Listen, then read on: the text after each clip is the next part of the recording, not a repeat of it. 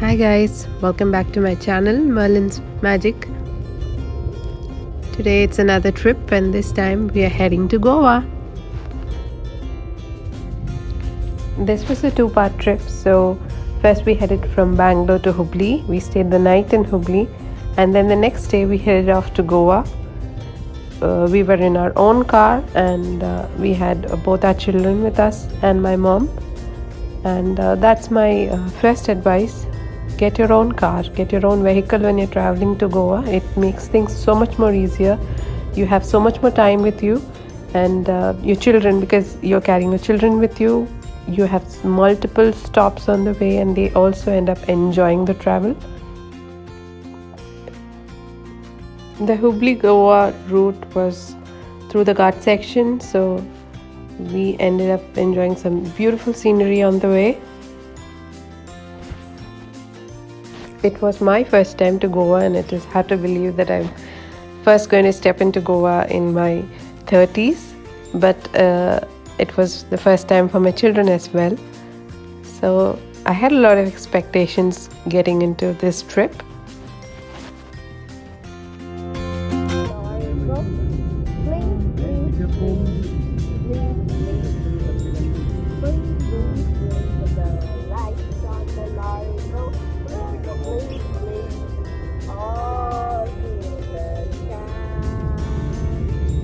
Around the lorry, go!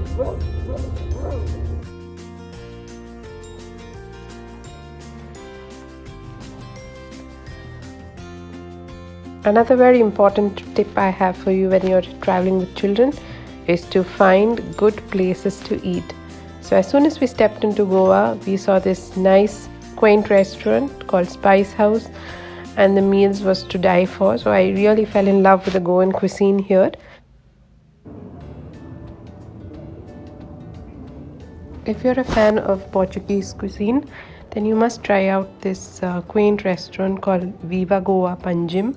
It's in the lanes of Fontenas. It gives out this authentic Goan as well as Portuguese cuisine and the food is to die for. So if you are in Goa and with children, this is a nice place to come to. It has wonderful architecture as well and you'll really enjoy the food. Another of my most recommended places for families to go is the Fat Fish Goa. Here you get amazing fish thali and apart from fish you get crab, you get prawns, so there is a variety right there and you'll really like this place. It's one of my top restaurants which I visited in Goa.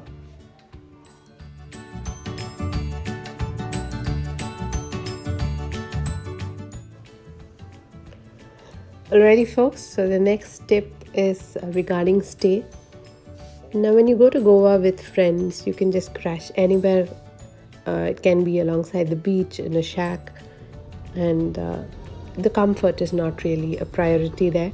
But when you're going with children, a comfortable stay makes all the difference between a cranky and an unhappy child or a smiling and a content child. So here we prioritized comfort. For our stay, we stayed at the Lee Meridian Hotel in Kalangut and I must say it is one of the best stays that we have had. It was a very luxurious room and we got it at a good price because we had been there in off-season. So that's my tip.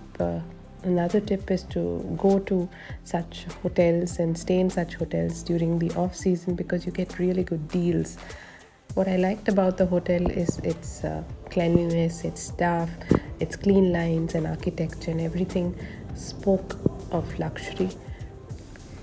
We stayed 2 nights and we had booked 2 adjacent rooms here.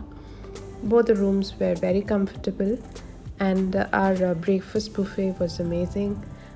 It had a huge spread as well as the dinner.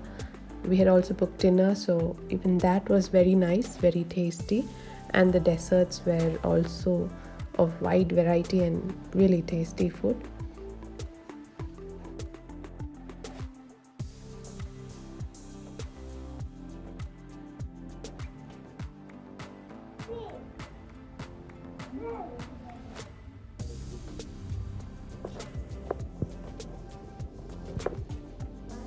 Of course, the indoor play area for the kids was a total hit, as well as the pool deck and the pool. So my children love to swim early mornings as well as in the late nights when we finished our sightseeing. So it was an overall win-win situation for us.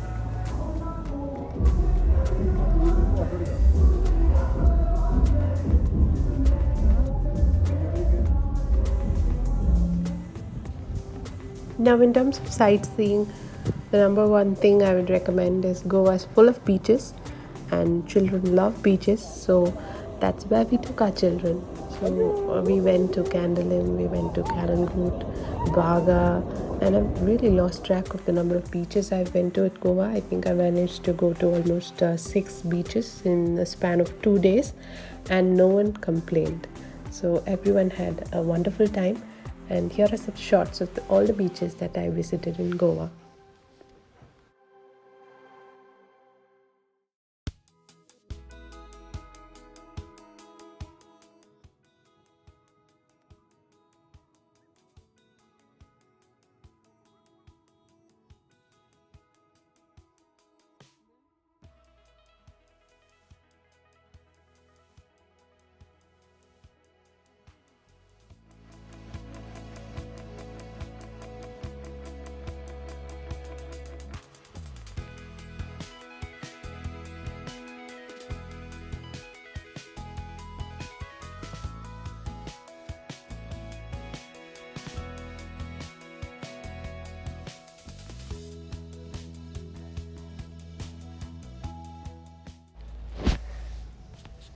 But remember one thing, just dab on some good sunscreen, otherwise you're likely to get sunburned badly.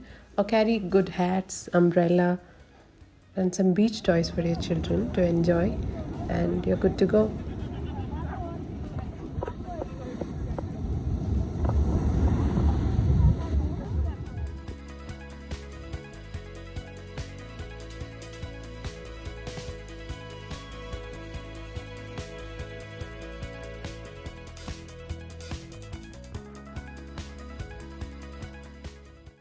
Apart from beaches, you can also try visiting the Reis Magos Fort. And this fort is actually a 16th century fort. It's on the banks of the Mandovi River. And inside, it's quite a climb, so you can go early morning when the energy is high. And once at the top, the view is amazing. There's the Mandovi River on one side and then the sea on the other side. There are also 3 rooms which are dedicated to the history of this fort and history of Goa.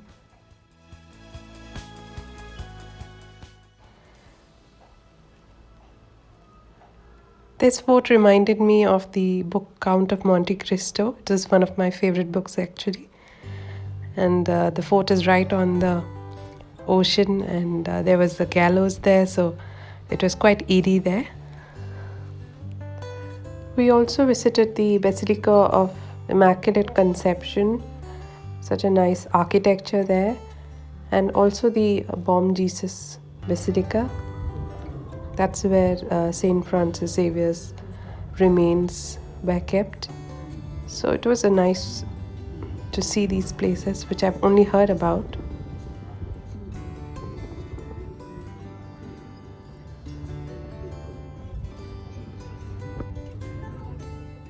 We also visited the Aguada Fort at Candolim. It overlooks the Arabian Sea. It's at the Sinqueira beach.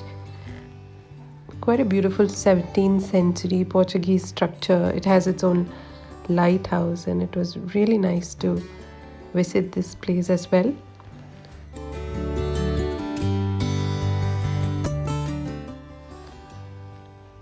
Although we were in Goa only for a couple of days, we managed to see a lot of places, and that meant that we were on our feet for hours together, and it was quite taxing for us as adults as well as for our children. So you would have seen my husband carrying my son along in a lot of shoots. So that's the reality. So get someone who can carry your children around, or I don't think a stroller will work in such a condition. You really need someone to do that job, and for me, I had my husband to do that. Now, if you're planning to come to Goa, I hope you're not as ambitious as us, so you can reduce the number of places you want to visit. But I hope you love this vlog because we loved Goa so much.